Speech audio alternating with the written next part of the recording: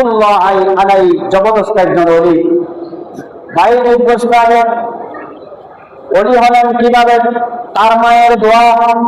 একদিন রাতে মা গভীর রাতে সন্তানকে ডাক দেয়, ও বাইরে বসে, ও বাইরে আমাকে একটু পানি দাও, আমার পায়ে পিপাসা লেগেছে, আমাকে একটু পানি পান করাও।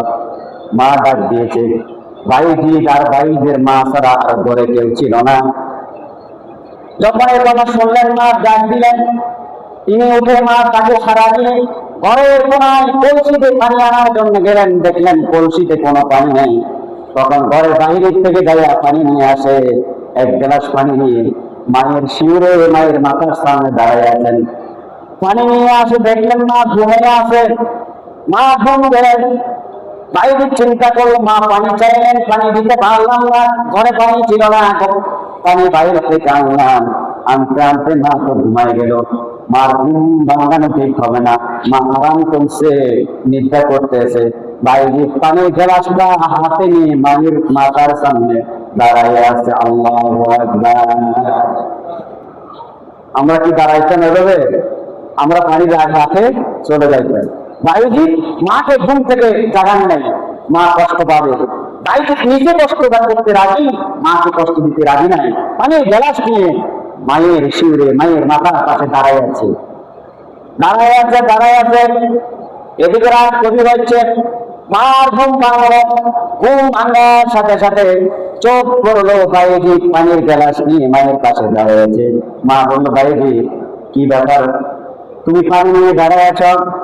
সন্তান যখন, মা আমার, আপনি পানি চাচ্ছিলেন, আমার কাছে পানি চাচ্ছিলেন, আমি পানি নিয়ে আসি দিকে আপনি ঘুমাইছেন, আমি ঘুম থেকে আপনাকে চাইলাম না, জাগৃত করলাম না। ও মা, পানি নিয়ে দাঁড়ায় আছি, কখন আপনি পানি চাইবেন? আর পানি আনতে দেরি হলে আপনার মনে কষ্ট পাবে। আবার ঘুম যাচ্ছেন, ঘুম থেকে যদি ডাকাডাকি করি ঘুমের ব্যথা হবে, সেজন্য ডাকলাম না। আমি বাইরে পানি নিয়ে দাঁড়ায় আছি। সুবহানাল্লাহ। মা এই দৃশ্য দেখে চোখের পানি ছেড়ে দিলেন। আর আল্লাহ, আমার বাইরে আমার প্রতি কত রাখে। আমার সন্তান আমার সেবায় নিয়োজিত, আমার সেবায় আমার খেদমতে নিয়োজিত। রব্বুল আলামিন, আমি সন্তানের উপরে সন্তুষ্ট হয়ে গেলাম। তুমি আমার বাইজিকে সুলতান আফরিন বানায়া দাও। সুবহানাল্লাহ। ও রব্বুল আলামিন, আমার বাইজিকে জগৎ বিখ্যাত একজন ওলি হিসাবে তুমি কবুল করে নাও। সুবহানাল্লাহ। রব্বুল আলামিন চোখের পানি ছেড়ে দিয়ে মা বাইজিদের জন্য দোয়া, আমার বাইজি আমার সেবায় নিয়োজিত, আমার সেবা করার জন্য নিজে ঘুম দিলেন না, আমার ঘুমকে হারাম করে আমার মাথার সামনে পানির গ্লাস নিয়ে দাঁড়াই আছেন। কখন আমি পানি চাইবো, আর সময় মতো আমাকে পানি দিতে যদি না পারে, হ্যাঁ, মা কষ্ট পাবে। সেই কারণে সে পানি নিয়ে দাঁড়াচ্ছে। রব্বুল আলামিন, তুমি এই কাজের প্রতি সন্তুষ্ট হয়ে দাও, আমার এই সন্তানকে জগৎ বিখ্যাত ওলি বানায়া দাও। আল্লাহু আকবার। এই সন্তান জগৎ বিখ্যাত ওলি হয়েছেন কিনা? হয়েন নাই? কেমন ওলি হয়েছে? জগৎ বিখ্যাত একজন ওলি। আল্লাহ পাক একদিন বাইজিদকে স্বপ্নে দেখাইল। বাইজিদ খ্রিস্টানেরা বড় আকার একটা সমাবেশ করতেছে, গোপনে ইসলামকে নিবারণ করার জন্য 10 লক্ষ খ্রিস্টানদের সমাবেশ। ওই সমাবেশের মধ্যে তারা বক্তব্য রাখবে মুসলমানদেরকে ইসলামকে ধ্বংস করার জন্য। ওদাইজি, তুমি ইসলামকে টিকিয়ে রাখতে হবে, তোমার মাধ্যমে আমি ইসলামকে টিকিয়ে রাখবো। সুবহানাল্লাহ।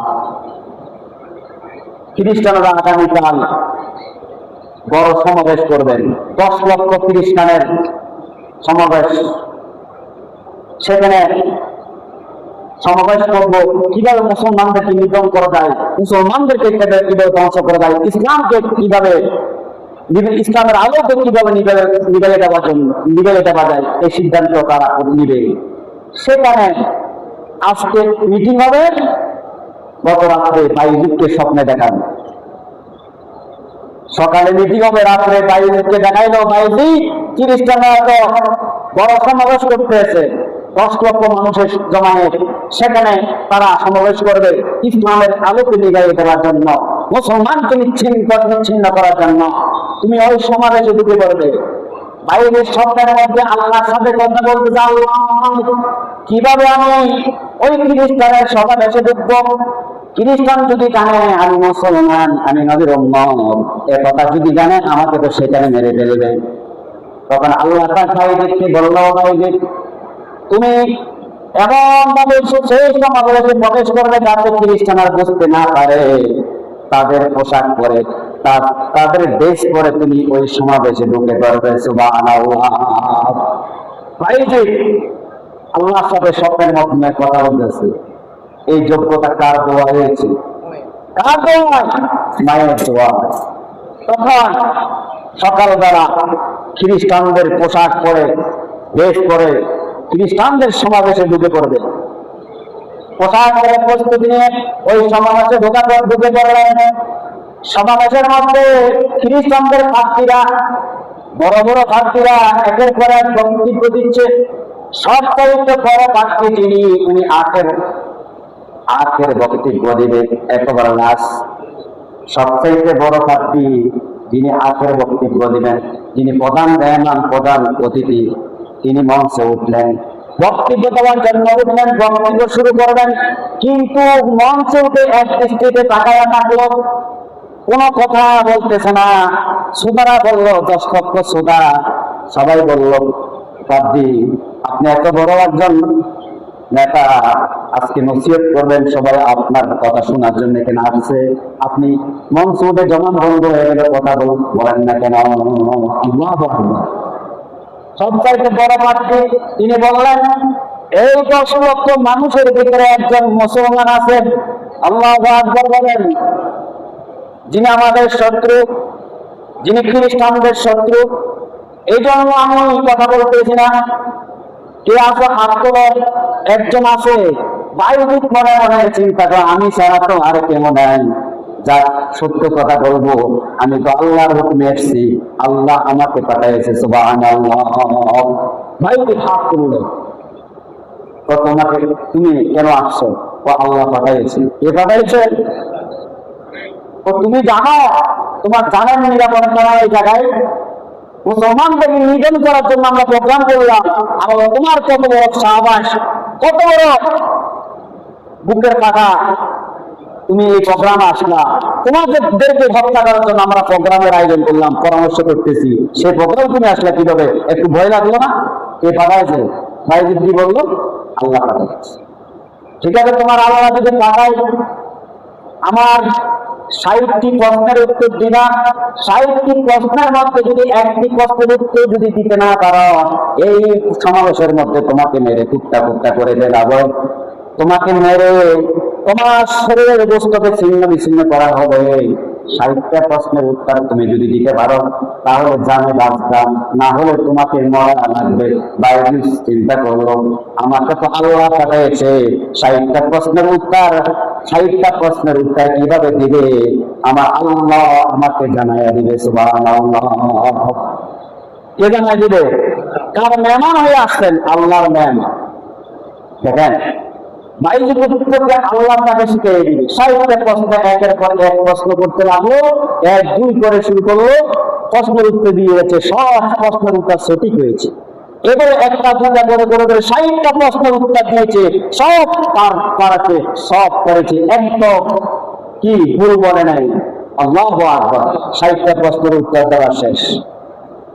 খ্রিস্টান আচার্য হয়ে গেলেন, খ্রিস্টানের বড় প্রার্থী যিনি প্রশ্ন করেন, প্রার্থী আচার্য হয়ে গেলেন।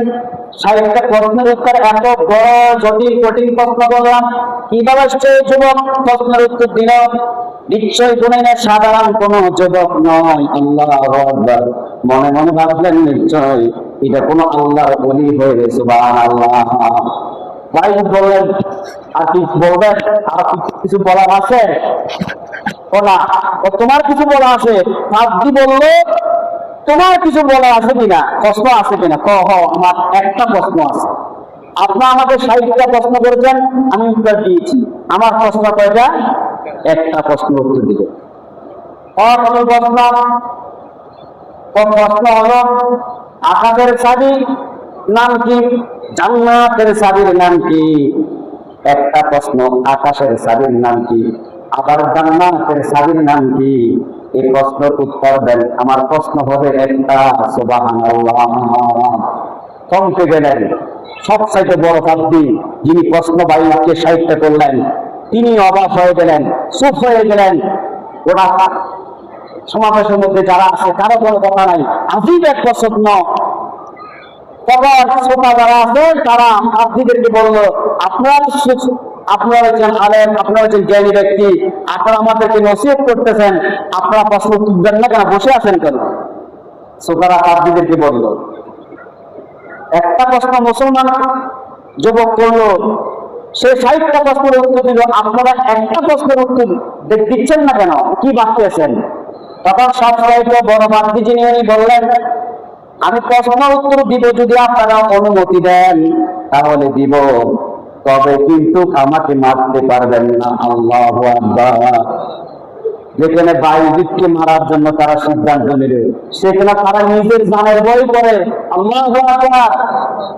খ্রিস্টানদের বড় পাদ্রী বলতে লাগলো, প্রশ্নের উত্তর দিব কিন্তু আপনারা তো আমাকে সাথ দিবেন না, আপনাকে আমাকে মারে ফেলবেন, আগে ওয়াদা করবেন প্রশ্নের উত্তর দিব কিনা, মারবেন কিনা আমাকে। তখন শ্রোতারা বলল, আপনি আমাদের আলেম, আপনি বক্তা, আমরা শ্রোতা, আপনাকে আনছি নসিহত করার জন্য, উপদেশ দেওয়ার জন্য, আপনাকে কেন মারবো? আপনি নির্দ্বিধায় আপনার প্রশ্নের উত্তর বলেন। তখন তিনি বললেন, তোমরা শোনো, আকাশের চাবি এবং জান্নাতের চাবির নাম হচ্ছে লা ইলাহা ইল্লাল্লাহু মুহাম্মাদুর রাসূলুল্লাহ।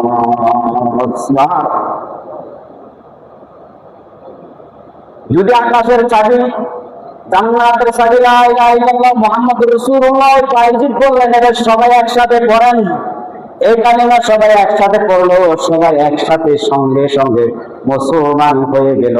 10 লক্ষ খ্রিস্টান একসাথে কালিমা পড়ে মুসলমান হয়ে গেল। সুবহানাল্লাহ। আল্লাহ বাইজিদের দ্বারা ইসলামকে কিভাবে বিজয় করলেন দেখেন। সে বাইজিদ তার দোয়া হয়েছে, মায়ের দোয়া। মায়ের দোয়া নিবেন না বদদোয়া নিবেন? হ্যাঁ, তারপরে আল্লাহ নবী আরেকটা ঘটনা বলে, আল্লাহ নবী হযরত মুসা কালিমুল্লাহ, ও কাল্লামাল্লাহু মুসা।